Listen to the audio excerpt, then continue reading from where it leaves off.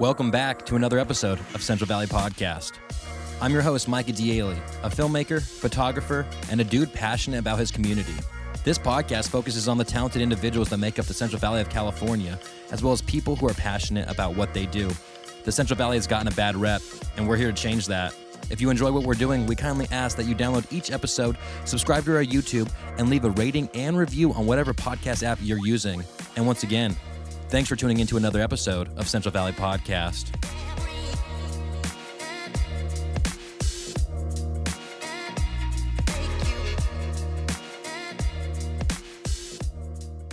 My next guest is a congressman that represents California's 13th congressional district. And I have always wondered how big Central Valley Podcast really is. And when a U.S. congressperson reached out to be on the podcast, I thought, hey, that's exactly how big Central Valley Podcast is. I had a great conversation with this individual. I feel like whenever I have a political person on this podcast, people want me to take a stance, want me to do a take. But if you listen to any of my past 100 episodes, you know that's not what I do. I'm not a very controversial person. You know what I mean? I like to hear what people have to say, let them talk, and now it's up to you to decide whether you want to vote for them or not. Regardless of that, I had a great time with this individual. And ladies and gentlemen, please welcome today's guest on Central Valley Podcast, Congressman John Duarte. Shout out Duffy, shout out Micah. This is it, Central Valley Podcast. Hey, big shout out Central Valley Podcast. You know I had to fuck with it. Hey, shout out Central Valley Podcast. Alrighty, you guys, we are back and we are with Congressman John Duarte. John, thank you for joining us today. Great to be here. Of course, and I thought it was only appropriate. Let me pull out my cup to drink out of today. Duffy just brought me this. We got it at I think it was a Farm Bureau dinner. Right on. Or it might have been Cortez Growers, one of those. As soon as he brought it, I was like, oh my gosh, that's perfect for today. We've been doing that size mug and a few different graphics, but that size mug for about 20 years. It's like 2 cups of coffee or what? And actually for 27 years. Dang, really? Yeah, they different graphics over time, but it's always a tall mug that goes good in your truck. Yeah. And farmers love them. And you go all over, go to ag commissioner offices, you go to farm advisors, you go all over California, they got our mugs. And you know what? I'm not giving away $14 hats, I'm giving away $2.50 mugs. Yeah. It's a good deal. Yeah, exactly. That's going to add up a little bit. That's cool. So, John, tell us a little bit, where did you grow up? You're from the Central Valley. To kind of give me, your little spiel of, where you're born and raised. Little biography. Yeah. Well, I was born in Modesto. I'm 58 years old. I was born in 66. And at that time, my parents were working in agriculture. Both my grandfathers were converting from being dairymen to orchardists. Okay, gotcha. Both of them grade B dairies, 40 acre, 20 cow dairies. My family was a big dairyman for a long time. Yeah, and so I was born in Modesto, grew up in the suburbs, went to Sonoma Elementary School when they first opened in 1974. And I was just there. I spoke at their 50th anniversary. Really? That's cool. Yeah, our kids went through Sonoma Elementary. Oh, okay. So we bootlegged them in their school choice by whatever means necessary. I tell my wife to write a book, Be That Mom. Yeah. And so I went to Sonoma Elementary. Then when I was about 10, my family opened a business down in San Diego County. And so my parents opened a houseplant nursery right on Otay Mesa, literally a quarter mile from the border with Mexico. Oh, wow. Yeah, so right out there. And a plant nursery? A plant nursery. They grew Boston ferns and pothos and epithite. I know all the Latin names of those. But anyways, we were down there for 13 years, from when I was 10 to about when I graduated college in 89. And where'd you go to college down there? I went to San Diego State. Okay. Yep. Went to Bonita Vista High School.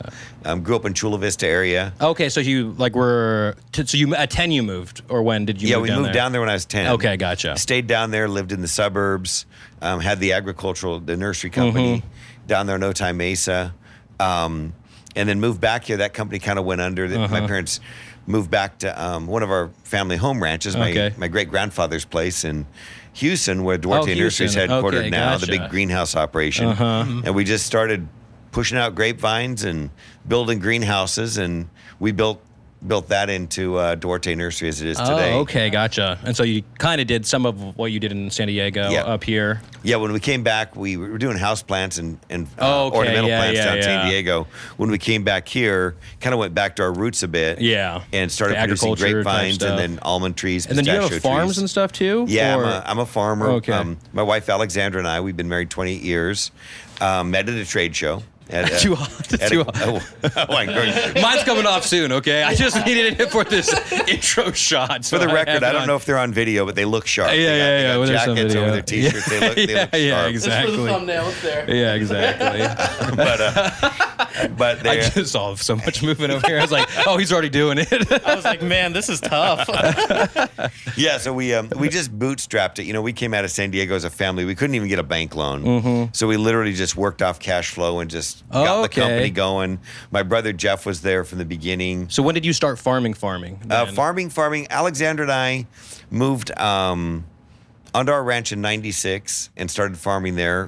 And when we got married, and then in '99 we bought our vineyard property up in El Dorado County. Okay, gotcha. And started wine grape growing. And then since then we've collected another property or two here and there. Okay, And so gotcha. now we farm almonds, wine grapes, a little bit of walnuts. Are you done with your harvest season yet? For No, almonds? we're for almonds, yes. This guy's he's I envy you. yeah, he's an almond farmer as well. You got Monterey's and Fritz or what? Monterey's and Carmel's are left. Are they? Yeah, Your actually, we Carmel's just finished still- our Monterey's about an hour ago. Oh, your Yeah, Carmel's, right that's before he late. got yeah. That's late for Carmel's. Oh, yeah. He's doing Anyways, yeah, we got ours in a few weeks ago. We're very, very lucky. Our son Isaac went to Cal Poly, grew up on the ranch. He's more of a farm boy than I am. I'm kind of a Southern California Yeah, suburban because you rat were at like heart. from 10 to 18. You're like those formative years. You were San Diego. They huh? should have been formative years. Well, I think mine might be from 10 to 28. It might have been formative years. You were really trying to figure yourself out, and then so how long were you farming until you wanted to get into politics, and why? I guess is also No, that's the big question, yeah. isn't it? Yeah. Well, we built the business. Yeah. And as a family business, especially as one that's kind of bootstrapped in their early years, and it was our whole family worked in it. My mom, my dad, my brother, and now our kids. But my wife Alexandra's worked in the nursery since we got engaged in '96. So it's all been all hands on deck. Kind of. My aunt Mariana worked there for a lot of years. I always called her employee number one, and she's invaluable. And we've always lived firsthand what government does. What tax policy does, what regulation does. Back in 2014 to 17, I was then famous because I was the farmer being prosecuted for planting wheat in a wheat field. Is that the With the Clean Water Clean Act. Water Act? Clean Water Okay, Act. yeah. Complete abuse. I was curious about abuse. that. I didn't know I was going to bring that up. Yeah. So I'm glad that you did. No, we're going to dive into that because Yeah. I'll tell you that is an example of Congress doing its job. Everyone says, well, Congress is always vague, so they leave Like all this to loopholes the or whatever, that's what agencies, you and hear, then yeah. the agencies have to fill in the blanks. Yeah. No, when that Clean Water Act passed in 1974, it was very specifically for point source discharges, like a pipe dumping into a river, into navigable waters of the United States. And so, we've got point source discharges of sewage going into the Delta now. They should be regulated. Yeah. That should be more regulated than it is. We had factories burning rivers. Post-war America, we were taking on the commies. We're just industrializing. industrial everything. We'd have more than they did right now. Yeah. What's like they were dumping paint? It was like lead paint and everywhere. They were it was horrifying they didn't things. know what that. So it was necessary. The Clean Water Act was very necessary legislation at the time, but we knew that the government would take this legislation and bend it towards regulating farmers. They just, if you're a socialist or a communist or just a old school feudal fascist, you can't stand property rights. Individual ownership of property, private ownership of property is antithetical to the fascist, socialist, communist, feudal systems of the past. And so, and Americans have known that, especially those of us in politics and public policy on the right, have known that for a long time. And they knew, I was 8, but yeah, I got you. But you knew then. it was well known. Yeah. back in 74 that we had to protect farming. So there are plowing exclusions, there are farming exemptions, there are words in the Clean Water Act and its later amendments that plowing shall never be a discharge and soil shall never be a pollutant. Oh, and it was because of the plowing that they. Yeah, it was literally 4 to 7 inch cultivating of a field that had been plowed and cultivated 12, 14, 16 inches before. Yeah. Back in the 80s when wheat was worth something. Well, in 2011, 12, whatever it was. Yeah. I'm glad it's fading. Yeah. The world was on fire. Remember, the Arab Spring was coming on because of food shortages. We had tortilla riots in Mexico City. Wheat had gotten up to 3 or 4 times the price of what it'd been like $2.50 a bushel. It was up to $10 a bushel. Oh, damn. People were starving. So we're like, hey, we've got this property sitting here. We're not ready to develop it into orchards because at the time we were building a lot of greenhouses and expanding other parts of our business faster. And so we said, let's plant wheat. Let's just plant a wheat field, a wheat crop. So we went up there and we hired a guy to till it. What harm could that do? Who'd have known? And so, if you're into farming at all, we paid the guy $50 an acre for the tillage. Yeah. So, if someone's going to say I deep ripped the ground and destroyed vernal pools for $50 an acre, they're going to call me and ask me for this guy's number. Yeah. They don't want to know. Yeah. Maybe he had a solar tractor. I don't know. But you can't pay for the diesel. Yeah, just to do that. Exactly. So we paid $50 an acre, had it scratched up to put some wheat seed on. They thought we deep ripped it for orchards. The Army Corps field agent came by, one guy, 5 counties, came by, accused us of deep ripping it. We asked him for a hearing. He wouldn't give us a hearing. So we they kicked us up to enforcement. Dang. And so at that time, the Pacific Legal Foundation, which you're familiar with the American Civil Liberties Union, right? Well, you could go a little back history on that if you want with me. Yeah. Well, so the ACLU has always been a left-leaning civil rights group. Gotcha. They, if someone gets arrested with drugs in the trunk and the police didn't have probable cause to open the trunk and find the drugs, the ACLU is the group that it gets them off. Oh, the okay, ACLU is full of Jewish attorneys, but they're the ones that fought back in the 60s or 70s for the Nazis to be able to march through Skokie, Illinois, because they were that committed to freedom of speech. Dang. That's the way the left used to be with freedom of speech. Yeah. Nobody likes Nazis. Yeah. We all Nobody. despise them. Yeah. They're abhorrent. Yeah. But if you protect freedom of speech, You have to do all parts of freedom of speech. So I call the Pacific Legal Foundation would be their counterpart. I call the Pacific Legal Foundation kind of the American Civil Liberties Union for productive people. They're oftentimes defending somebody who wants to, do cosmetology without the interference from the state licensing board, or who wants to open a moving company without asking the other moving companies in town if it'd be okay if they competed with them. Okay, makes sense. Or farmers who want to farm their land and don't want the government reinterpreting and imposing controls over their food system. Yeah. And so I was represented by the Pacific Legal Foundation in a Fifth Amendment lawsuit which said you didn't give the Duarte family due process before you punished them, telling them they couldn't farm their land. So anyways, this is a divergent from my biography. Yeah, no, you're good. It shows us in farming how absurd and overbearing our government wants to be when left unleashed. And so that was very, very informative, if not formative for me. I was an adult then. But they darn near shut down Duarte Nursery and killed hundreds of jobs simply because we stood up to government and demanded a hearing. Which you should. And then sued them for due process violations when they wouldn't give us a hearing. And then when that failed, when that didn't get dismissed from court, they then countersued us. And the Army Corps of Attorneys, the Army Corps of Engineers attorney, I think his name's John Ho, literally told one of the witnesses up in Tehama County where this happened, well, they're suing us, so we're suing them back. So that's a First Amendment offense, right? Yeah. You can't be punished for demanding redress from the government. You just can't. Yeah. And so we got, and if anyone tells you there's no such thing as an Obama judge, we got an Obama judge. Her name's Kimberly Mueller. Kimberly Mueller, I hope you hear this. You are a very bad, very biased judge who should not be on the federal bench, period. You hear that, Kimberly? I'm just here. She completely abused us, found us guilty in summary judgment, didn't even get a day in court, didn't even get to go to trial. So there was no court trial ever? No court trial, 10-page summary judgment. How does that even work? Because if you steal something from somewhere or whatever, you're going to have a trial on these were criminal charges they were filing against us. There were criminal penalties in here.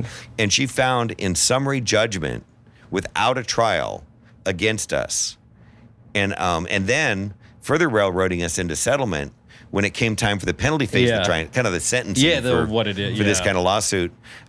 During the penalty phase, the Army Corps of Engineers and Department of Justice were coming at us for $28 to $40 million in penalties for planting wheat in a wheat field that had been planted to wheat Yeah. dozens of times prior, undisputably. That's crazy. She then dismissed all of our evidence going into the penalty phase. So basically didn't even let us present that, hey, we're not even worth $28 to $40 million. Yeah. You know, we're family business. Yeah. There's no way this is relevant. And the damage done to the wetlands, if and any. it's like, couldn't you guys be using your time more wisely Oh, yeah. on Now, how is something this the better? priority? Yeah. I mean, an attorney general. All because you were like, maybe Gets we'll to just choose plant what wheat they in that field that we're prosecute. not using. Yeah. Damn. Yeah. I mean, no, this was insane. So That's crazy. So this government will go off the rails. This guy, I've seen it. I've lived it. This government will go off the rails and own and operate everything we have in family business, in farming, in the economy. And these fascist governments are very bad at what they do. Anything they do, they're very bad at. If you look at Russia invading Ukraine, they can't even roll across Ukraine effectively. Yeah. You know, if you look at Iran launching missiles at Israel, thankfully they're very bad at that. Thankfully they launched 200 ICBMs, the greatest number of ICBMs Oh, is that what in history. they didn't hit anybody? That And one, right? they think they hurt one person and it was a Muslim. It was a Yeah. Palestinian person. I mean, it was a complete failure. Yeah. So we know the failures of these fascist governments, and the more of our lives they control, the worse life gets for everybody, except maybe those at the very, very top. Yeah. Yeah. And so did that sentencing have anything to do with that when it drew you into politics? I don't know. I don't know. See, did that trigger me to go into politics? Yeah. Or am I just that guy? Yeah. I don't know. You know? Well, so when did you decide to get into politics? Wait, when? Well, what happened was we saw when Joe Biden got elected and Kamala Harris is the vice president, Chuck Schumer had the Senate, and Nancy Pelosi had the House. Yeah. Get ready to unlock the door to your dream home today with real estate agent Marcus Rodriguez. If you're looking to buy or sell a home in this competitive market and you're not too sure where to start, look no further than Merced's preferred realtor, Marcus Rodriguez. He'll make sure the process goes as easy and smooth as possible, and you can reach out to him at 209-875-8212. Once again, that's 209-875-8212, or visit his website, www.myagentmarcus.com. Declutter with ease and reclaim your space. Introducing Be Junk Free Merced, where Scott Livesay is your go-to guru for hassle-free junk removal. Tired of tripping over unwanted items or feeling overwhelmed by clutter? Well, hey, Scott's got your back. Unlike other services that leave you with all the heavy lifting, Scott swoops in to handle everything himself. Say goodbye to clutter and hello to a refreshed space. Reach out to Scott today for a quote and let's make your junk disappear in a snap. You can reach out to him at 209-233-1519. Once again, that's 209-233-1519. Enter the world of precision engineering and unmatched service at Connor Manufacturing, a trusted and family-owned machine shop that has been proudly serving the Central Valley with top-tier craftsmanship. Specializing in intricate parts, utilizing the latest manufacturing processes, they take pride in delivering excellence with each project. For all inquiries, visit their website at www.connormfg.com. And make sure to follow them on Instagram at Connor_MFG. Once again, that's at Connor_MFG. Are you ready to elevate your nights out? Well, step into Joystiq, your ultimate destination for arcade excitement, delicious bites, and refreshing drinks that keep the good times rolling. Treat your taste buds to the mouthwatering delights from the kitchen, featuring juicy burgers, crispy fries, wings, and more. Here at Joystiq, there's over 20 big screens, so you can catch all the action from your favorite sports teams. Plus, groove to live music, DJ spinning the hottest tracks, and rent out a karaoke room as well. Visit them today at 325 West Main Street in Merced. Once again, visit them today at 325 West Main Street in Merced. And they told us what the new Green Deal was, remember? Yeah. They told us they were going to blow out the filibuster. They were going to then pack the Supreme Court, and this is sequential. They were then going to bring in nationalized voting law. Then they were going to bring in Puerto Rico and Washington, D.C. as states. So they're going to give their Democrat side 4 more senators and that many more electoral votes. They were going to then nationalize a voting law so they could do mail-in ballots and corrupt voting. They also, in that, wanted to blow out the Electoral College. So you can imagine voting today, if the Electoral College wasn't there to protect rural states and small states, all the Democrats would have to do It's been like 2 states, is right? run up the numbers in California through loosey-goosey and election getting laws. more. Yeah. Run up the numbers in Illinois. Run up the numbers in New York, and You could there'd just be no win way. with a few states, basically. Yeah, with just right? a few states Yeah. and huge margins. Yeah. You could run up the numbers with fraudulent voting. Yeah, that's crazy. And so I'm not saying anything was fraudulent about prior voting. No, yeah. But this was their goal with the Green New Deal. with the Green New Deal and the shifting of elected. So it was like, it's one thing when Clinton gets elected, and we criticize Bill Clinton, and we send him Newt Gingrich for Christmas in '94, and we rebalance the government, and we kind of mise and bime as we have since then. And I've always leaned right, but other people lean left, and as long as we can have the dialogue, have the argument, have the elections, great. That's America. Yeah. What they were doing was locking it up to the left so they could run a very, very socialist, harmful agenda for America and not be politically accountable. Not be accountable for the what do they call it? The camel inflation. Now it's no longer the Biden inflation. It's the camel inflation. Yeah. no longer responsible for expensive groceries, expensive gas. No longer responsible for high unemployment. Businesses just getting the heck out of California. Now getting the heck out of America. Yeah, seriously. That's what we're seeing, and they didn't want to be politically accountable for their failures, so they wanted to re-rig election laws, and so that scared me. That scared me a lot. And so I've grown up in Chula Vista. I worked at the nursery down in San Diego since I was 10, but I probably had my first day at work when I was about 5. Yeah, really being there. I don't think I put in 8 hours. Yeah. But parents are always, if you're at a farm, parents are always willing to put you to work doing something. They'll water something hopefully for us. Yeah, color coding pots with a paintbrush. Can't screw that up, right? Yeah. It's the one color. And then, so I grew up working in agriculture. I grew up working alongside Hispanic families, with Hispanic families. Our company now is, our sales managers, our production people, our IET people, we're all Hispanic kids that grew up and kind of came up through the ranks. And I looked at this District 13, and it was right after redistricting in 2020. So the first cycle was the 2022 cycle. It was a 75% Hispanic Voting Rights Act district. So it was drawn to be majority Hispanic. It had a lot of Hmongs, Laotians, Cambodians, Sikhs. Hmong population is huge in Central Valley. Assyrians, a few Armenians, but all these great ethnic communities, and a lot of farmers. And I said to myself, most blue districts, most Democrat-leaning districts, I have a lot of suburban soccer moms, and they want to protect the environment and not know a thing about what they're doing and what they're affecting. This district needs to eat. These are farm families down here in Mendota, Firebach, Kerman, San Joaquin, Coalinga, Huron. They can barely afford gas and groceries. We're taking the water off the farms. We're not drilling American oil. We're not keeping the cost of living down. Housing is out of control. Yeah, that's for sure. These towns are shrinking.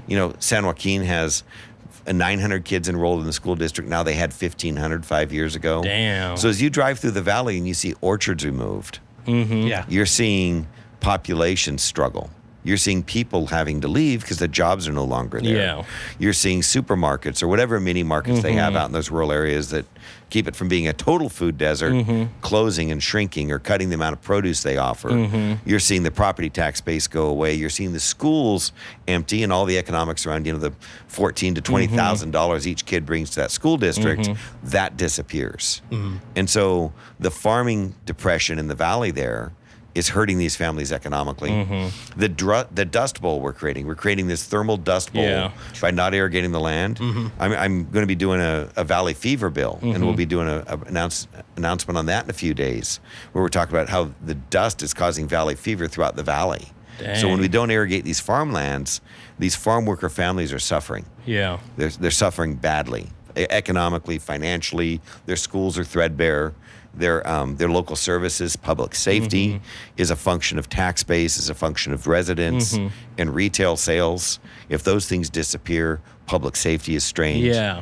All these things are cascading down there. And I've been really honored to be able to go into these towns. We have 19 incorporated cities in my district. Merced's 80,000, that's my biggest. There's 750,000 people in a district. Yeah. So a little over 10%, about 12% of my district's in one city. Madera's about 60,000. It's another 8%. After that, the Small, other 80% of my district, Whole bunch of small. a whole bunch of right? small. Yeah. Los Banos, Dos Palos. Yeah. I feel like Johnny Cash, but, Coalinga. You know, Yeah. But Women. I've been everywhere.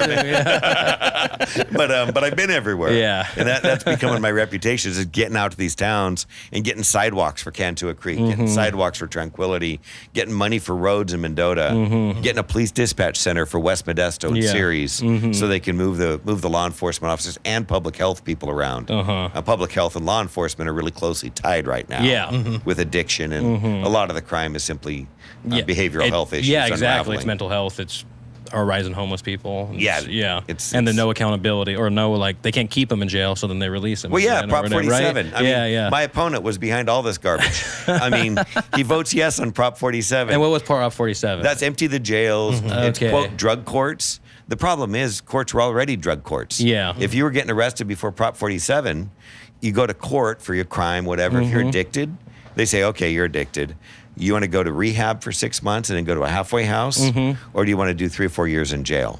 Most of these guys are going to do rehab. Yeah. It's the judge nudge, bump them in. Well, the public was sold that Prop 47 was that. We already had that. What Prop 47 did is it took that power away from the courts and the public safety so that they couldn't push people into rehab.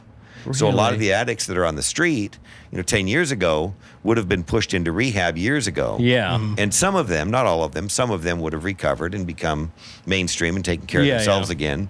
Others are going to keep doing what Yeah, they're doing. exactly. But They're at not least gonna- we had numbers gain. But he was almost like it was like either you're going to jail or you go to rehab. Yeah. And then now it kind of seems like it's like we're just it's not a big enough offense, so we're gonna. Yeah, so there's no threat, so you Yeah. can't push them into rehab. Dang. And so the Prop 47 was a disaster.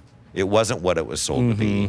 And now we got Prop 36 that I strongly support, which is revoking quite a lot of Prop 47 and getting back to common sense law enforcement that'll protect communities and actually help a lot of people committing the crimes by getting them to rehabilitation services. Yeah. It's not Pollyanna. Not every one of them is going to come out and be clean. Yeah. Right. But of some course. will.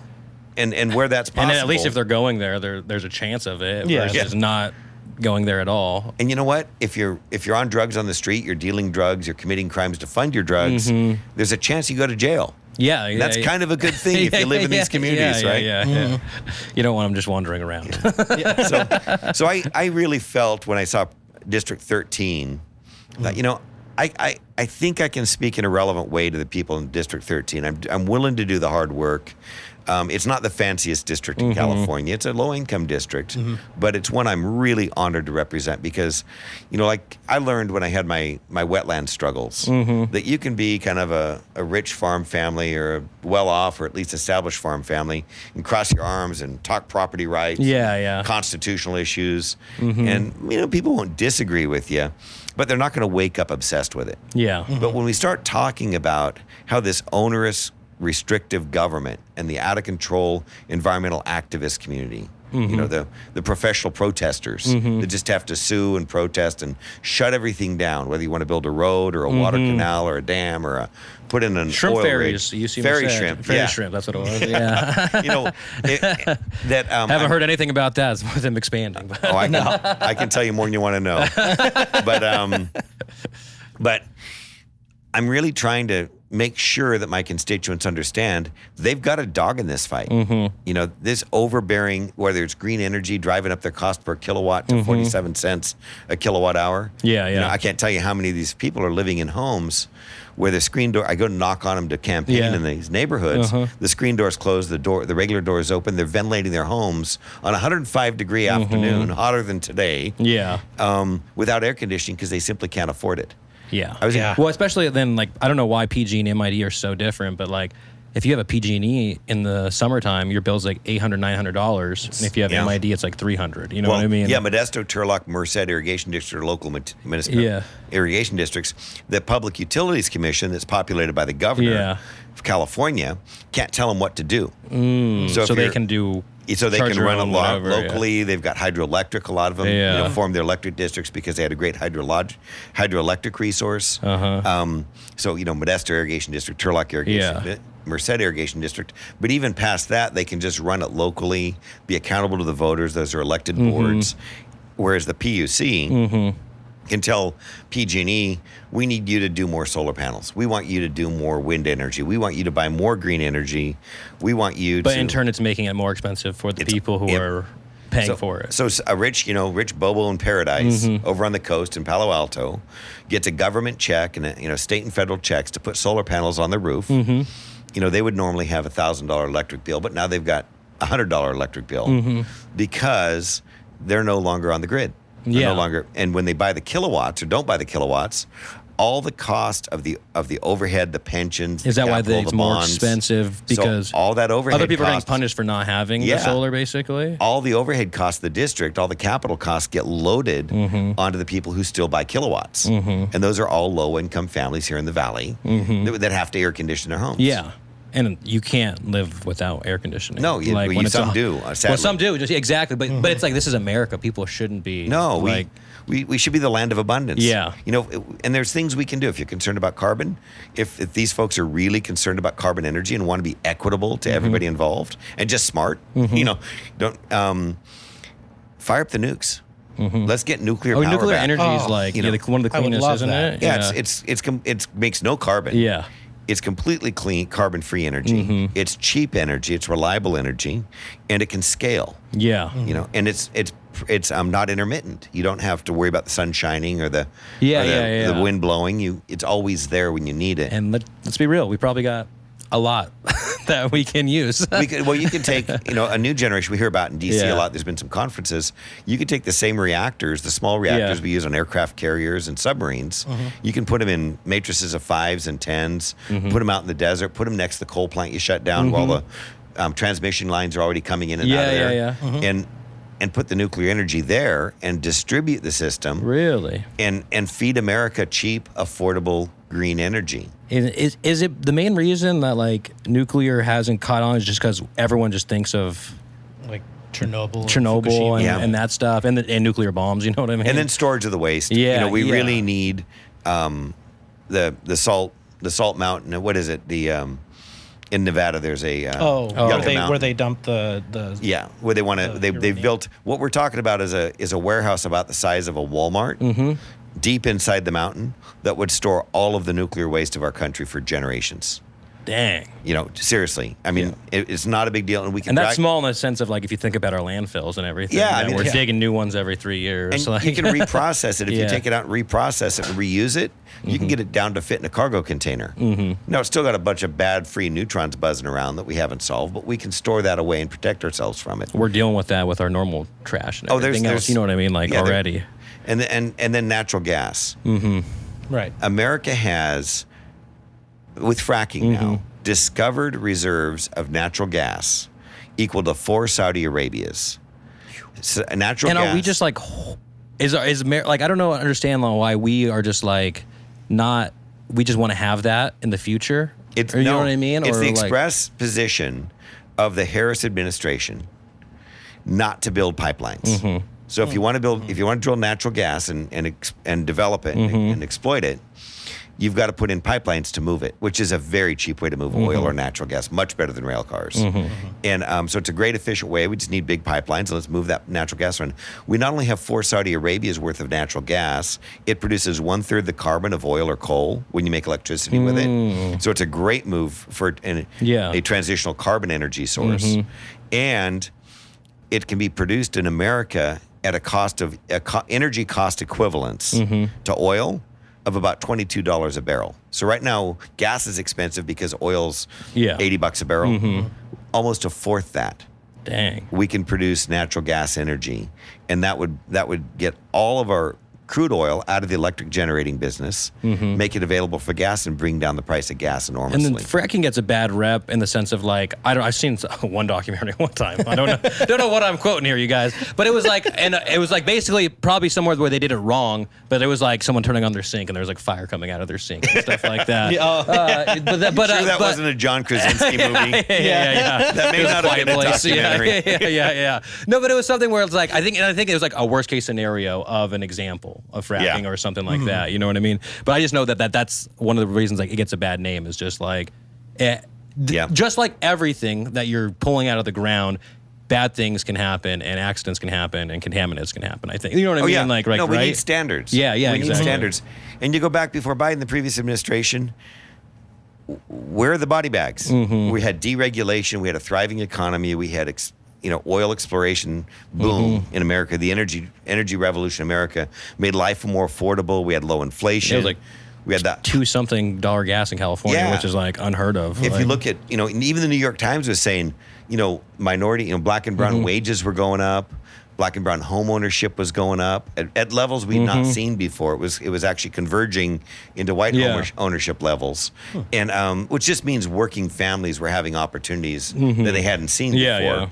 And people getting out of jail, they couldn't even run the recycling groups because they couldn't get guys to put on the plastic suits and work in recycling because these ex-cons could get good jobs because the job market was so good. It's a really good thing when people don't have to take the lowest jobs in the society. Exactly. And can move up. So we know how to do this right, and we know when we don't do this right, the working families have it on their backs. And this district that I ran in, the one I represent, 13, is mainly working families. And it's where the resource producers, the farmers, the loggers, the resource companies live in community with the farm workers and the families who may be the farmers, the business owners, and the resource groups later. But right now they're new immigrant families and they want access to the American dream. And that American dream is being pushed away from them for very silly policy reasons that are more ideological than legitimate. Yeah, because right now I feel like it's like all the millennials that are my age, it's either like you got lucky and you bought a house before 2020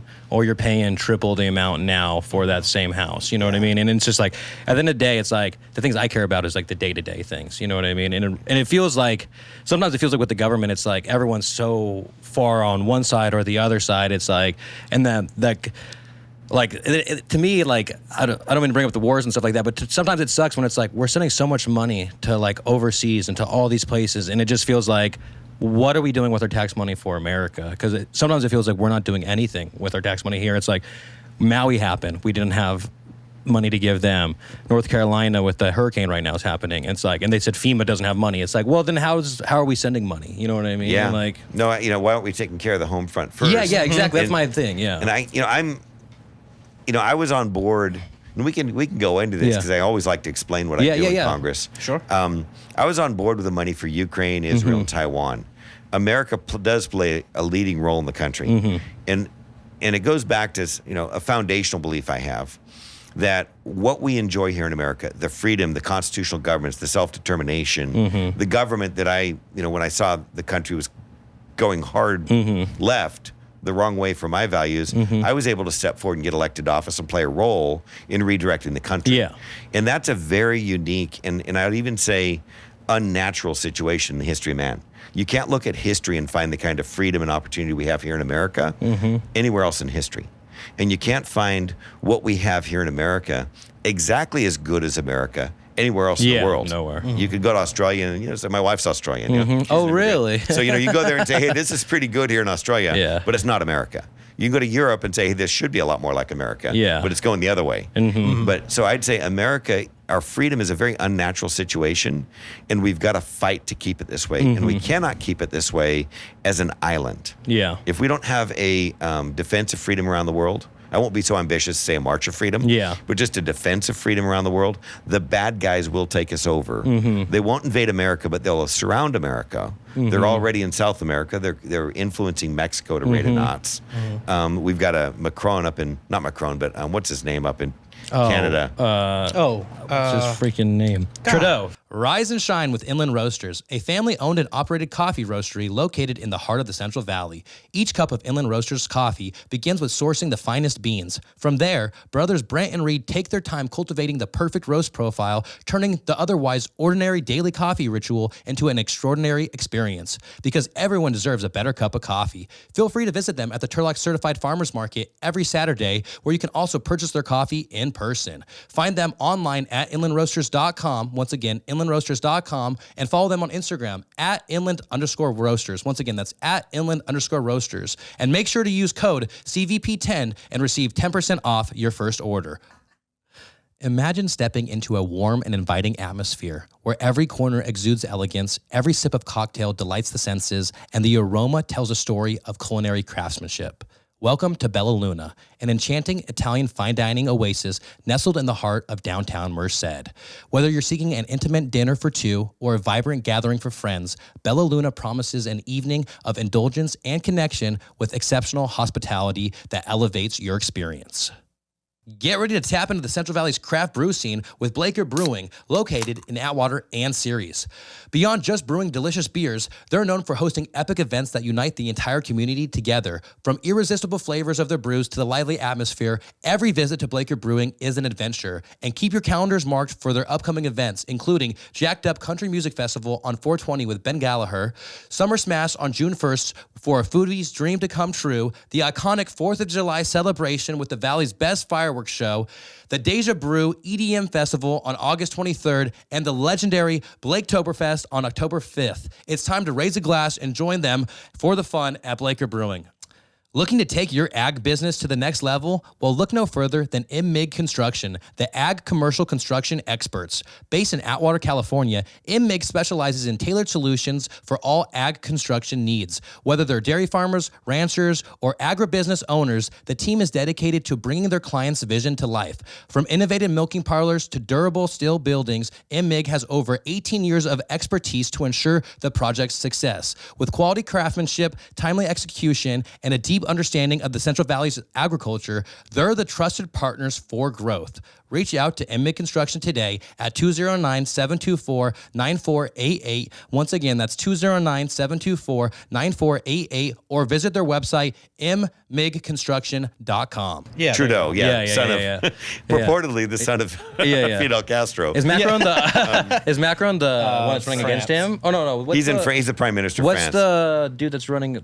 He's always like talking crap to Trudeau. They're always like going back and forth, and he's running against him, I believe. I don't know. You can look it up. But anyways, we've got. We don't need to talk about Canadian politics. But we've got this left direction going all around America right now, and we cannot be an island of freedom. Mm-hmm. It won't work in the world. So we've got to keep our friends and keep our enemies at bay and support our friends and develop new friends. And the thing I'm really impressed with, you look at Israel and you look at Ukraine, and I think if the fire starts, I think you'll see the same thing in Taiwan. These are partners in freedom that are ready to fight for their own freedom. Yeah. This isn't like in Afghanistan or Iraq where folks are hanging back and letting American soldiers drip the blood and bleed the money. These are folks who need the money, but they are fighting fiercely for their countries.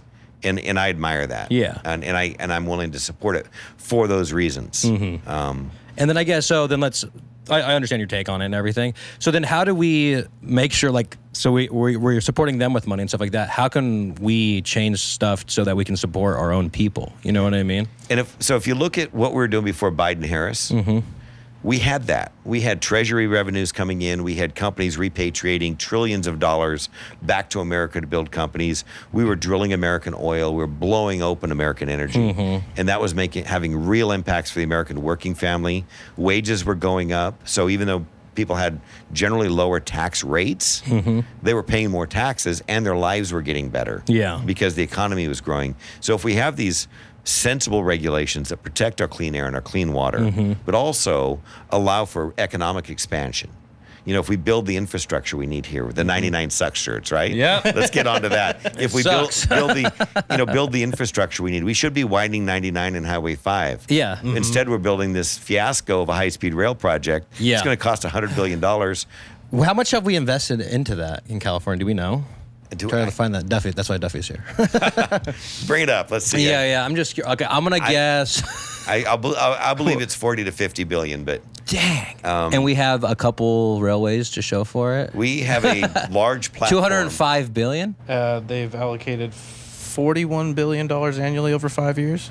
Yeah, I mean 41 you're billion right there. annually over 5 years. That's much more. Oh, you know what? This is sorry. This is the U.S. high-speed rail. Oh, okay. That sounded a lot. That seems like a lot. I think it's a total around there. But nonetheless, they're planning on spending $120 billion on this thing before it's done. Well, and why is the first stint of it from Bakersfield to Merced? I'm sorry, that's the dumbest place you could start if you want a high-speed rail. Go from Bakersfield to L.A. or anywhere in the Central Valley to the Bay Area. Because it's flat. So it's the easiest part. It's flat. It's flat and sandy. What's going to happen when we get problems? You guys can't even here's what happens. 99. So the unflat part of the Central Valley is where they cross the San Joaquin River, just over there between Madera and Fresno County. Okay, I gotcha. That one bridge, that 1,000-yard long bridge. The one that's like built? Terminates on both ends. It laughs at you as you're hitting potholes and you're like, what stuck is in this? traffic on 99. That one, that bridge is $11 billion alone. And so so now they want to go that's through like not even a mile long, right? No. And they want to go through the Tehachapis, with tunnels and bridges and everything like that.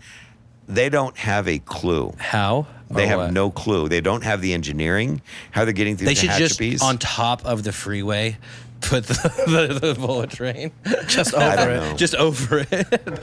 That's crazy, though. Yeah, and so it's like, why are we continuing to put money into this? Like, at this point, we might as well have invested all that money into making BART bigger. Like, I'm just saying, what I mean? Like, and we're doing that. I mean, there's actually projects I support. The Altamont Commuter Express is going to take Amtrak trains, 10 of them a day, from Merced, where the bullet train ends at Merced, all the way through Modesto, all the way up through to Sacramento, and then out to the Bay Area and link into BART. And so these are projects I support. I don't have a problem against commuter rail. Yeah. Just these, boondoggles. Yeah. Are insane. And well, especially if we have nothing to show for it after we announced it 20 years ago. How much are you going to have to earn to take the bullet train to work back and forth each day? I mean, it's like, insane. if it's not going to be affordable, then there's no point to even do it. I mean, and so it's insane. But we should be spending this money on wider roads, wider freeways. When we and how do we do that? I guess how can you help bring funding to like our roads and stuff like that? Well, the Transportation Infrastructure Jobs Act was there, and it gives out grants. So this year, the Central Valley got a grant. You got a $3.1 billion grant. Now, $3.1 billion can build 62 $50 million overpasses. It can build half that number of overpasses and half that number of expressways. You want. And when we do those kinds of projects, we take that all off housing costs. Because if you don't build those overpasses and expressways and connecting roads, then the home builders have to put that into your development fees, and it goes into the price of housing. So instead of the $3.1 billion going into widening Highway 5, widening Highway 99, so we can get to work, so we can move goods and services, I've passed bills, the Supply Chain Improvement Act to make sure we can do these things. Yeah. We've got the Farm Roads Improvement Act so we can better our farm roads. But that $3.1 billion we got in the valley here was one grant. It went to high-speed rail. All of it? All of it. The entire amount of money we were granted out of the Transportation Infrastructure Jobs Act went to the high-speed rail project. So we built 1/16 of that. Yeah, I mean, of that. We built one in third. Fresno, Madera. Yeah, if you look at that bridge going over the San Joaquin River, we got enough money from the government, $3.1 billion, to build a third of that. How does it even take that much money to? I have no idea. Yeah. It's probably not how we'd build it. But and so you help what you write laws and propose them, or we write laws and pass them. And give them to the administration, and then we appropriate money into the administration to execute the laws we write, and then from that money, the Department of Transportation, Pete Buttigieg, go on Instagram and pull up Rep. John Duarte and watch my videos. You'll see all my hearing videos. Well, that's why I laughed. I was watching one of them, and you're like, and I'm very familiar with the Clean Water Act. If you watch me with Pete Buttigieg, that's some of my best work. Okay. Sometimes I've been accused of browbeating, but on these issues, I don't mind. But we then trust the administration to execute faithfully the laws we passed. Well, this was passed, of course, under Nancy Pelosi and Chuck Schumer and Joe Biden, so it didn't have a lot of Republican input. Yeah. And it's been a real boondoggle. And a very ineffective boondoggle. A lot of money's being spent, and the American taxpayers is not getting much bang for their buck out of this money. So we're going to have the debt. We're going to have to repay it. We're going to have all the interest. Yeah. And we're not going to have the roads, the bridges, the infrastructure we actually need, because a lot of this money is being spent towards ideological ends and being wasted, in my opinion. Yeah, seriously. That's crazy. And then you were talking about like California or the Central Valley kind of becoming like a Dust Bowl type thing, and like we needed water the land. What was it? Irrigate. Thank you. Irrigate the land and stuff. And like, so a couple years ago, all the floodings and everything that happened, it's like we had such a surplus of water, but no way to save the water. Is there like ideas or anything like that? Absolutely. How we can build more reservoirs or hold more water instead of just releasing it to the ocean? Absolutely. So I've supported the Water for California Act. The Water for California Act would raise Shasta Dam, I think 40 feet. It was actually originally designed to be 200 feet higher. Oh, really? Yeah. So Shasta is a huge water resource we don't have. Yeah. And then we can also, we could build Auburn, but that's been litigated so much, it's probably never going to happen. It's probably one of the best dams we could build in California. But there are some practical, I had a hearing in Santa Ynez a few weeks ago. There's some real practical stuff we could do. Number one, charge the Army Corps of Engineers not just with flood control, which obviously they're failing at, but also ask them to look at water supply as one of their core charges. Don't just dump all the water into the ocean in the fall because it might rain. Think about how to provide flood control protection without dumping all of our water first. And the main way to do that is I've put in $51 million into the Water Resources Development Act reauthorization this last year for dredging. If you look at our flooding we have in the valley, it's because the river channels can't hold and flow the amount of water going through them. They're all silted up. They've not been cleaned in decades, 4 decades to be exact. And if we go through and dredge those channels at the choke points, and we can increase the rate we spill out without causing flooding of communities, we can then hold more water in the dams over winter. And it's just like creating another 1 million acre feet of storage. Yeah. If you take the storage you have and you hold more water in it during the critical periods. So that's very important. We're also looking at the biops. A lot of water gets flushed out of the state and sent under the Golden Gate Bridge into the ocean, where it gets salty and it can't be used by humans, to save the salmon. Well, we've been doing this for 40 years. We've devastated the valley here. We've devastated our groundwater. We've got subsidence and infrastructure breaking, and homeowners with wells that are drying up, and we haven't saved the salmon. We have no improvement of salmon or smelt in 40 years, even though we've dried our valley out, ruined our local economies, And the destroyed idea jobs. is that if we put fresh water, it helps, or what? So to save, theoretically, yes. salmon like river flows, and so if you flow more water in the river, you might get more salmon. Okay. Well, if you Because they swim from the ocean back and they up got the to swim stream. up the river, Yeah. and they like that cold water in the summer, which is true. But if you don't control predation of bass and introduce species in the delta, they'll eat all the salmon. If you have the Marine Mammal Protection Act, where you can't control otters or seals that live at the mouth of the bay and eat all the salmon, you're going to have a lack of salmon. If you dump non-treated sewage into the delta, that's the point source discharge into a navigable water of the United States. And that's going on? That the Clean Water Act was written for. That is going on. We actually have a hearing. I was asking one of the algae specialists, why are we still doing this? In referring to the point source pollution to navigable water of the United States. He says, well, you'll be happy to know times are changing. Well, I said, but the Clean Water Act was passed for exactly this 50 years ago in 1974. How are we chasing vernal pools around the countryside and messing with wheat growers like yours truly, and we're not controlling point source discharges of sewage into the delta? Why does that, how does that even... No, it's insane. Yeah, right? I'm just trying to comprehend why that's happening. It's crazy. So you get these red algae blooms, they get in the gills of the fish, they kill them. So a lot of the habitat value of the delta is really And also, compromised. humans eating salmon is not helping out the salmon population either. Let's be real. We probably are. Well, if you look at, if you go north, one thing to remember, the Bay Area, that's rivers we have here in the valley, this is the southern extent of the native salmon habitat.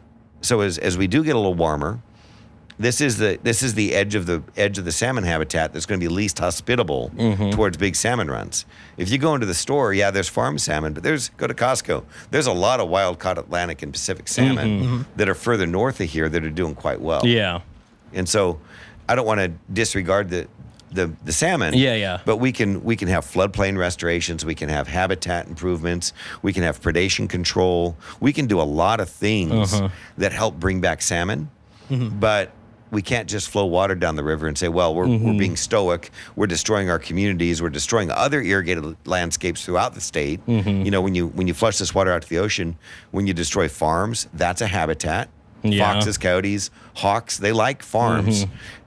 When you create urban landscapes, you're creating habitat for songbirds and all kinds of biological diversity. And then even our grasslands here in Merced County, we have one of the biggest grassland estuaries in the whole western United wildlife States. refuge? Yeah. Okay, gotcha. And we're not even providing optimal water for that. So Yeah. we're hurting It's the like dry wildlife sometimes. refuge. Yeah, there's like nothing out there. You know, they sometimes. need 500,000 acre-feet of water a year. Yeah. Sometimes we're dumping 20 million acre-feet that we don't have out the delta into the ocean. Yeah, that's what When seems.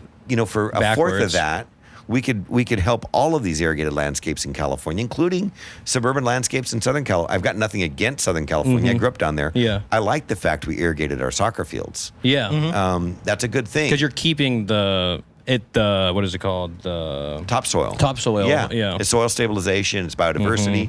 In warm areas, this irrigated landscape actually gives evaporative cooling. There's a lot of advantages to putting water into a community. There's a lot of advantages to putting water into a society. An environment. There's not that many advantages to flushing water out into a salty ocean. Yeah. And to pumping all the water out And of then an pumping area. your groundwater, Yeah. depleting. Your groundwater should be like your 401k, right? Yeah. You should let it build. You should let it build Don't touch up it for a and, while. If you can use surface water, live off that. If if you break a leg or have to go through a long-term medical emergency or have a drought, then you go to your reserve accounts. No, for sure. And then you had like a flood management plan or something like that, didn't you? Like, Yeah, that was the dredging is a flood management gotcha, plan. yeah. And what we want to do there is just make sure that when it hits and part of that is a couple things. We had a Josh Reimers from the TID there as the water managers. He did an excellent job talking about how Turlock Irrigation District is managing Don Pedro Reservoir, the biggest locally operated reservoir, and they're using snowpack lidar sensing, high tech stuff, cheap but high tech, to know how much water's in the snowpack. Oh, okay. Right? They're looking at atmospheric river sensors to predict how much weather. Rain's coming in. Yeah. There's longer term forecasts. We're meeting people who've got models that can predict 8 years out of 8 within 20% what the snowpack and water runoff's going to be in each reservoir in California. Dang. And so if you can predict these things accurately through weather sensing, you can make really fine decisions on how you spill your water out in the winter and how much you hold back for the next year if it's going to be a dry winter. Yeah. And so these things are at hand and we can have abundance, and the state and the federal government under current control, Gavin Newsom, Joe Biden, Kamala Harris, are just saying no thank you. We don't want this. We want to flush more water out and just pretend that this kind of, eco-stoicism on the backs of our Central Valley communities is going to actually improve something for somebody. It doesn't. It doesn't work. We can do better. They should be accountable. I'm trying to hold them accountable. And then what's something that's like hard in the sense, like, I feel like the Central Valley is such a big area of California, but when people think of California, it's like LA, Bay Area. That's what people think of. But there's a giant chunk, like millions and millions of people here in the middle. How do you go to Congress and represent like these people who probably have very different ideals than the rest of California? You know who's powerful in politics? Swing voters, especially blocks of voters that are starting to swing.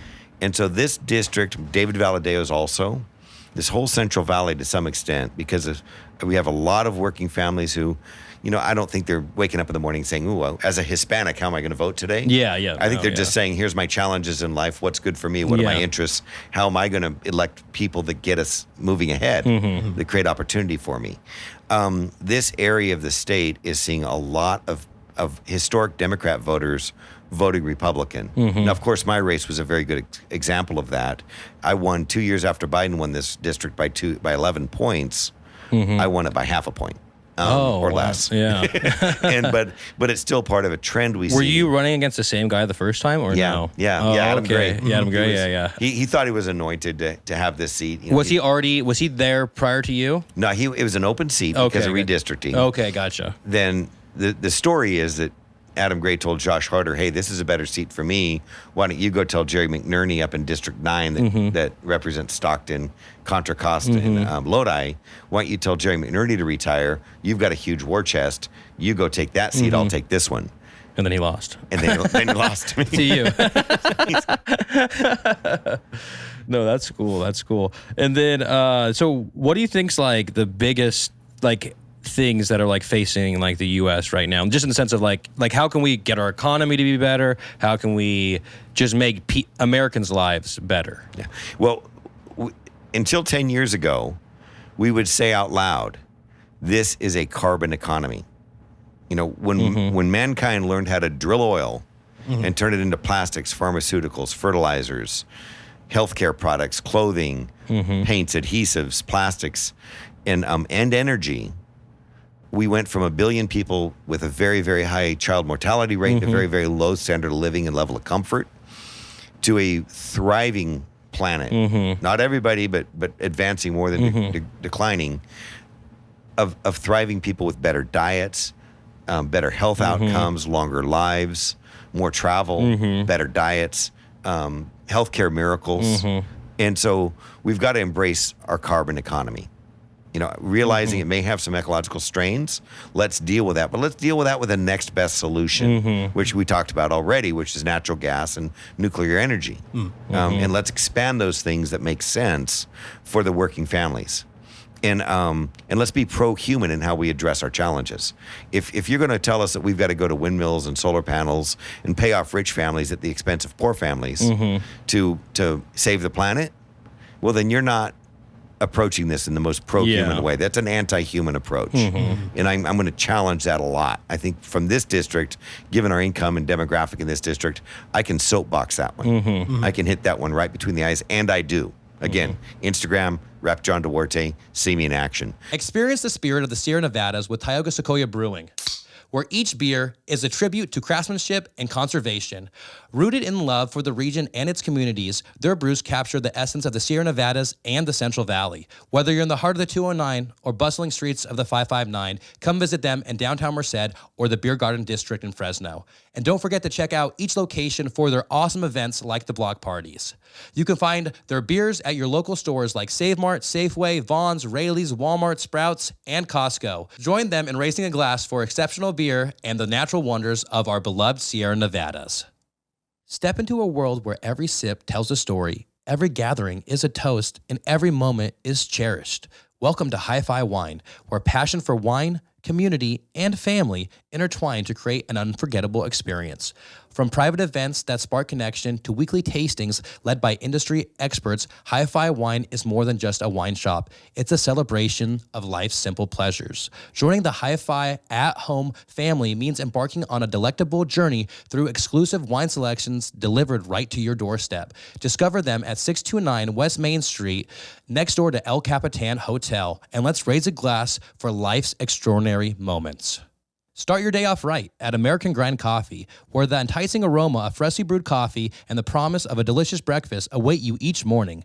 Nestled in Modesto at 4742 McHenry Avenue, they are the perfect meeting spot to catch up with an old friend or meet a colleague for lunch. When lunchtime rolls around, they've got you covered with their gourmet sandwiches, hearty salads, and daily specials, all crafted with the freshest local ingredients. And the best part about American Grind Coffee is that they also cater events. Come experience the perfect blend of great food, friendly service, and unforgettable coffee at American Grind Coffee today. At Sign Guys, they take care of all your sign needs. No job is too big or too small. Just give them a call. As the Central Valley's premier full-service sign company, they are there for the customers. Whether it's a banner of an upcoming event, temporary signage, vehicle graphics, or an illuminated sign for a building, customers can rely on them. They specialize in window graphics, door graphics, and metal signs of all sizes. Need an electric sign? Well, hey, no problem. They also offer full service repairs on all signs, ensuring customers need not to worry if their sign is on the blink. They sign their work with pride and attention to detail, committed for their long haul. With over 30 years of combined sign experience, customers can trust them. Don't hesitate to call now at 209-726-0984. Once again, that's 209-726-0984. I'm fighting for you. And so those are the things we need to do. Those are the biggest building blocks. And then, of course, I call it resource abandonment. We're abandoning our water. We're abandoning our energy. We're abandoning our forests. We should have kids growing up in the valley here looking east to the Sierra Nevadas and looking at that as a huge economic opportunity for someone that wants to work hard, start a logging company, start a forestry company, start a sawmill, start with a truck. And we see that here in the valley a lot. Yeah. Immigrant families or families going out and buying their first truck. 5 years later, they got 10 trucks. They're buying 200 acres worth of pistachio trees from, at the nursery. Yeah. We see that a lot, and we should see that in the Sierra Nevadas with a thriving logging and forestry industry. And we're not. And instead of having healthier forests, we've got disastrous forests with lower habitat value, no commercial activity, communities starving up there and getting burned out with these out of control wildfires because these forests are worse off in every way because we've abandoned a natural resource instead of developed it and harvested from it. We're doing the same thing with minerals. We're making these electric cars, lithium, cobalt. We're mining all over the world. We've got child slavery in the Congo right now. One of my bills I'm carrying in Congress is the EV Fair Trade Act. And it's there to address the child slavery in Congo. They're taking kids and having them work in unsupported mines. Yeah, it's just crazy that and then we get to have an iPhone or electric car, right? Yeah. I mean, in reality, that's what it is. But it's like, how is that?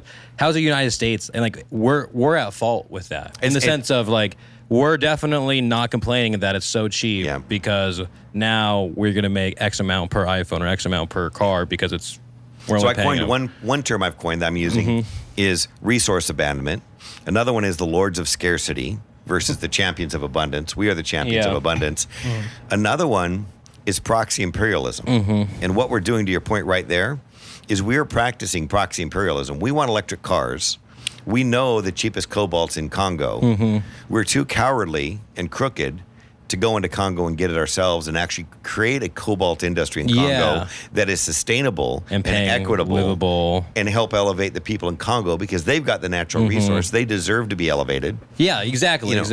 Instead, we're enslaving them through Chinese companies that are going in there to produce the batteries that we then buy in American electric vehicles and subsidize through our federal treasury. So my EV Fair Trade Act simply says, if you want a federal rebate on your electric car, that's fine. I'm sure you'll be very cute in your new electric car. Yeah.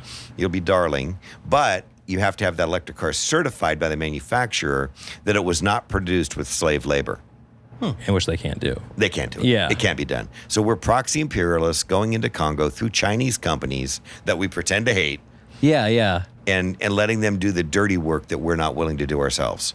It really is disgusting. Yeah. And American companies need to be called out on it. Yeah, definitely. Cobalt Red, beautiful book. Siddharth Kahara. Siddharth Kahara does a lot of work on slavery. He's done human trafficking. He's done a lot of slavery work.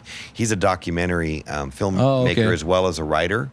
Read Cobalt Red if you want to know more than you really want to know about this. Yeah, probably. Cobalt Red's fantastic. Dang, that's crazy. And then something I want to touch on, I just don't get how we have lobbyists in America. Like, how can... I know that's such a left field thing to say right now, you guys.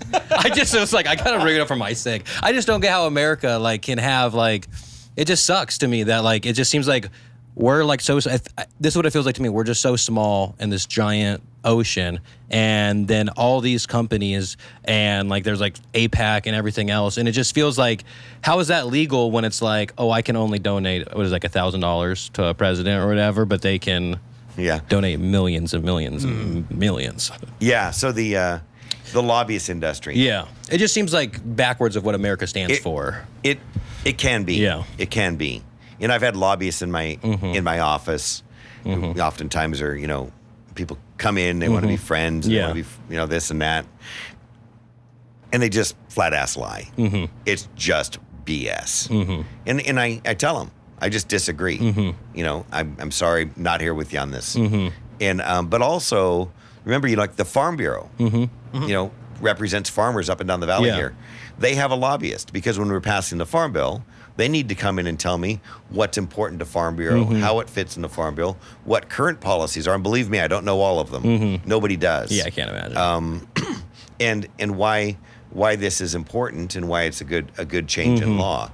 Change crop insurance, equip programs to help farmers by programs for water sustainability or water conservation, swapping out our old dirty tractors for newer, cleaner tractors, things like this. So there's legitimate functions of government that need to be informed by people who go in and advocate. And I mean, if you think you're disadvantaged against a billionaire today, think how disadvantaged you'd be if you weren't able to join a group like Farm Bureau or the Chamber of Commerce or the National Federation of Independent Business and have them take some amount of your money collectively with a group with the same interests that you want to advocate for and hire a lobbyist.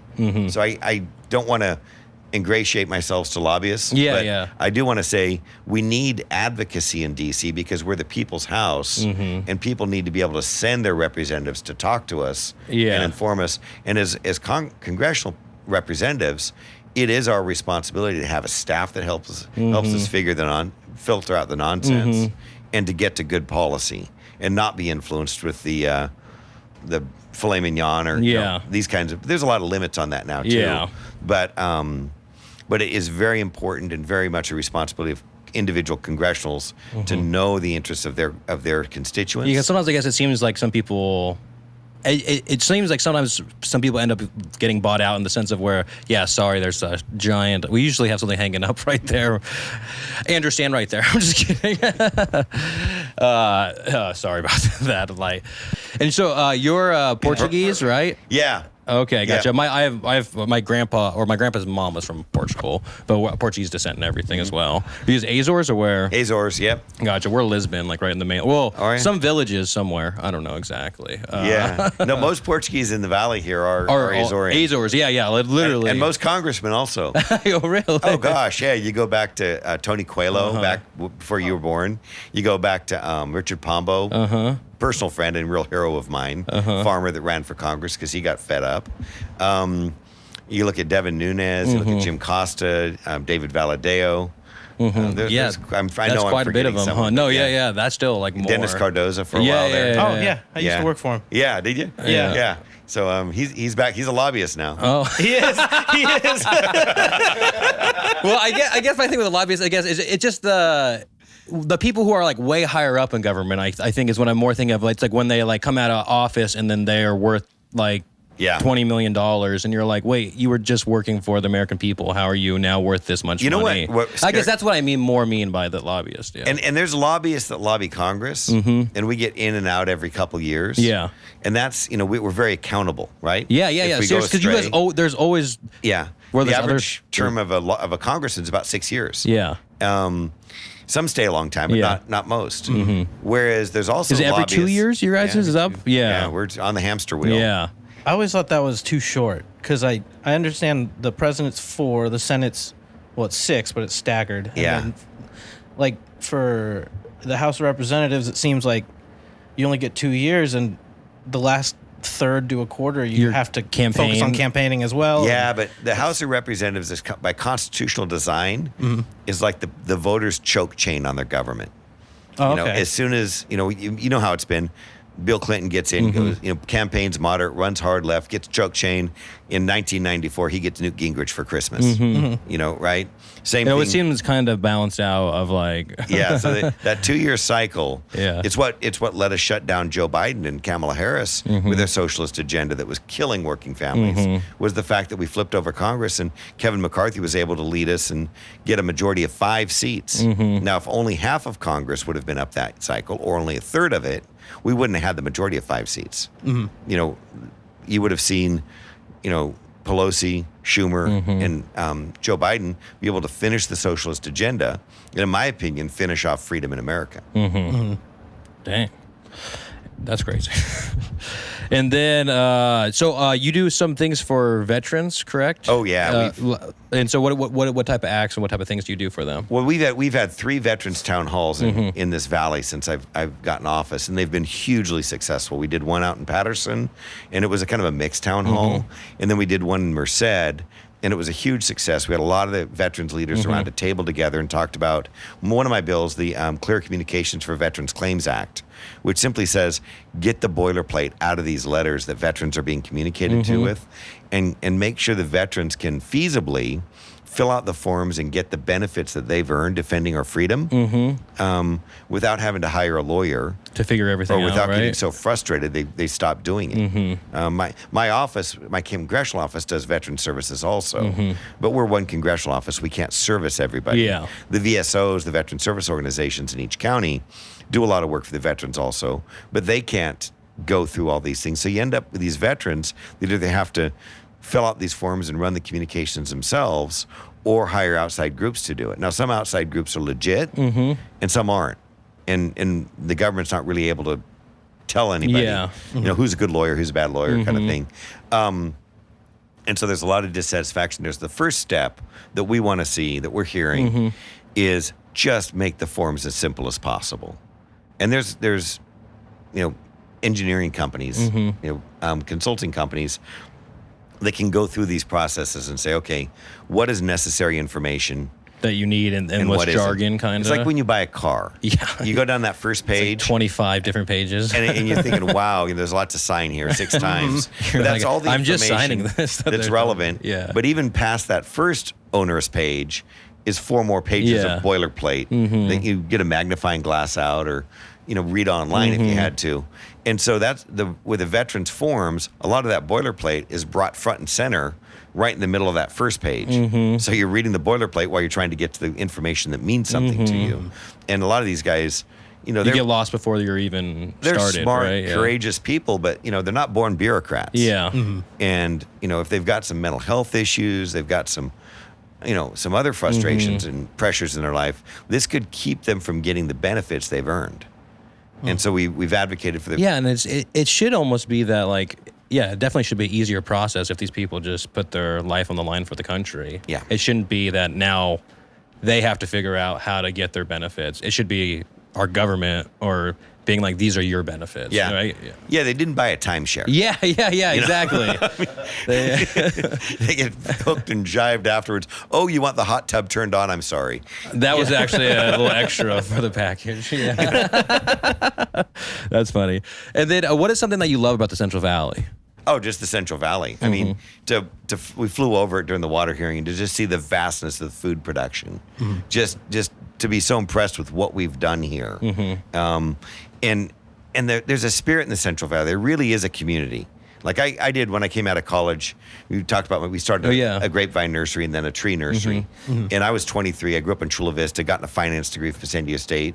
My family says, okay, John, my dad, you're the sales department. You know how to talk to people. You're the sales guy. So I got to drive up around the entire state. What do you think the Central Valley consists of? Because I think it's the whole entire valley, the mountain range of the valley. I just say that's the Central, in the sense of geographically speaking, the Central Valley is the whole valley of California. Yeah, and as a community and it's kind of a political interest, you're dead right. Because, whether it's a forestry company up there using our natural resources, living in rural communities, fighting for the same things we're fighting over, if we're in Mendota, fighting for water, trying to run our farms, it really is the same kettle of fish. Yeah. It really is the same set of issues we're dealing with. So when I'm talking to Tom McClintock, who represents a good portion of the Sierra Nevadas, or I'm talking to Doug LaMalfa, who's out of Redding and represents the northern Sacramento Valley. I always tell people, it seems like all of our childhoods and stuff like that are relatively similar, in the stuff you're kind of in the middle, you kind of are driving to the beach or to the mountains for vacation,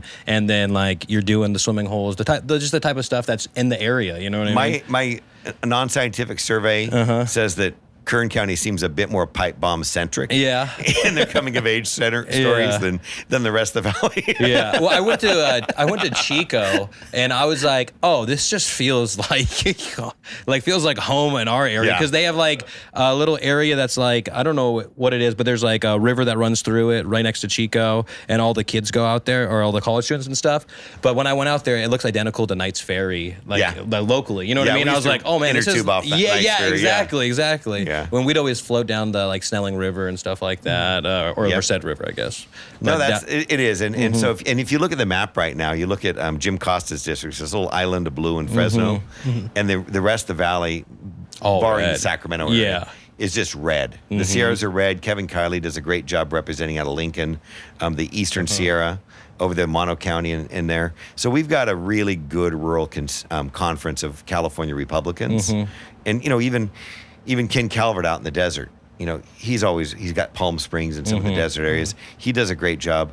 One thing I came up the other day that I really want to highlight because it deserves highlighting. I was reading the Wall Street Journal, and they said top universities in America for upward mobility, the 25 top schools. UC Merced, number one. Number one. A UC Merced grad? Yes. Yeah, Right on. Yeah. But I was just talking to Miguel Gutierrez from my office today and saying he's the IT grad from UC Merced. And I said, hey, you know this? You see this? He goes, oh, that's great. But UC Merced was number one. Stanislaus State was number two. That's right up there in Stanislaus County, right on the edge of my district, not in my district. And then UC San Bernardino State was number three out there in the desert.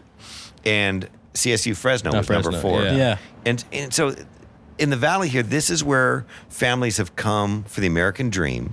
They've been willing to work hard. Victor Martinez, the mayor of Mendota, told me, Mendota's where the American dream begins. You can come here from anywhere, and if you're willing to pick cantaloupes, which is no longer in Mendota because of water issues and other, but that was the history. That's the shutting down of the American dream right there. You can start.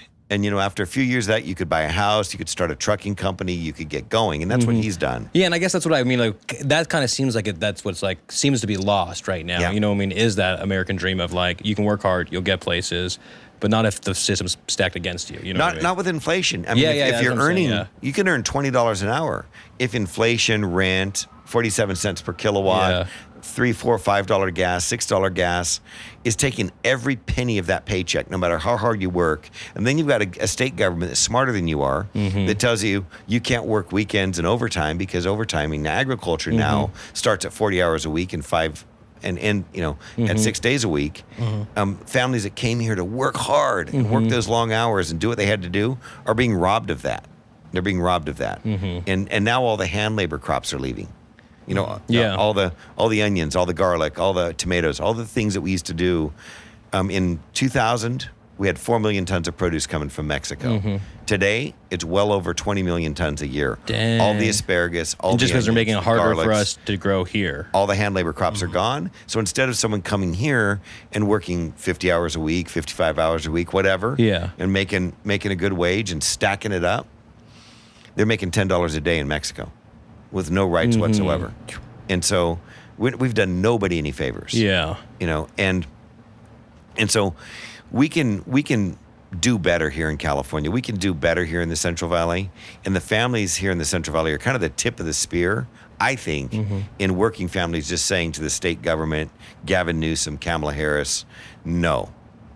This is, we don't care about your social activism. We need UC Merced values. We need Fresno State values. We need Stan State values. We don't need UC Berkeley or UCLA values. Yeah, well, especially when it's like, that's why I guess that what I was talking about. It just sucks when it's like, we live in such a liberal state, but it's like, that doesn't represent nearly the population. Kids looking for upward mobility are not camped out in the campus courtyard harassing Jewish students. They're not harassing anybody. They're making friends, building relationships, building credibility, and looking to network and elevate themselves into their community so they can go out and get a job and have a family and live in a community that you actually want to live in. And so I love living in the valley here. We don't have time for nonsense. Families are elevating themselves step by step. My family was basically bankrupt in 1989. We've been able to build up a great business in Duarte Nursery and get into farming and do other things just by perspiration, very long days. I'm glad there weren't minimum wage day laws. Yeah. When I had to drive from Modesto to Mendocino to Yeah. Amador County and back home again to sell Yeah, grapevines. yeah. That wouldn't have worked well for Yeah. Duarte Yeah, Nursery. yeah. When we started up. I mean, I'd have just ignored them, but nonetheless, some people can't ignore them. Yeah. And they're being robbed of that opportunity to really, really bust their rear end and get ahead in the world. Awesome. Well, John, thank you for coming in. I appreciate it. If people want to support you or check out like more what you're about, what's your Instagram? Rep John Duarte. Rep is on John Instagram, Duarte. and you'll see a lot of stuff there. It's all the stuff we post. It also give you the time and date of the hearing. You can see the whole hearing if you want more context. and then JohnDuarteForCongress.com. I mean, believe me, we stole this seat last time. We need everybody to get out and vote. You know, young men that are looking at the world today and saying, I want to be a provider. You know, I want my wife to work too. She can make more than me, but I want to get out and I want a real job. And I want to get a job in the trades. I want to work in an economy that's expanding. I want to be able to buy a house and raise a family and have dignity and enjoy the American dream on my terms. And I'm not going to have that taken away from me because some coastal elite doesn't think we should drill oil after they've already got their bread buttered on both sides. You know, no. If you want to fight for the American dream, support my campaign, help me help you. And let's get America back on track and make it the best place in the world right here to start your American dream. And then, hey, if your kids go off to college and don't come home, great. but you've figured it out here and you've given them that opportunity. Exactly. And a lot more come back than they think they would do, though. Oh, I did. Like, yeah, exactly. You probably were like, I'm not coming back. Or I lived in San Diego. I joke with my cousins all the time about living in Modesto.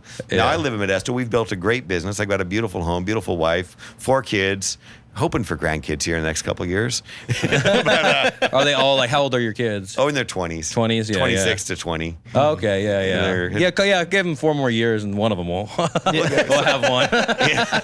But no, thank you very much. No It's been a great honor to problem, be here John. with I you. appreciate it. Yes. Thank you guys. This is awesome. Yep. I always say, I'm going to make a hat that says, make the Central Valley great again. Shout out Duffy, shout out Micah. This is it. Central Valley Podcast. Hey, big shout out Central Valley Podcast. You know I had to fuck with it. Hey, shout out Central Valley Podcast.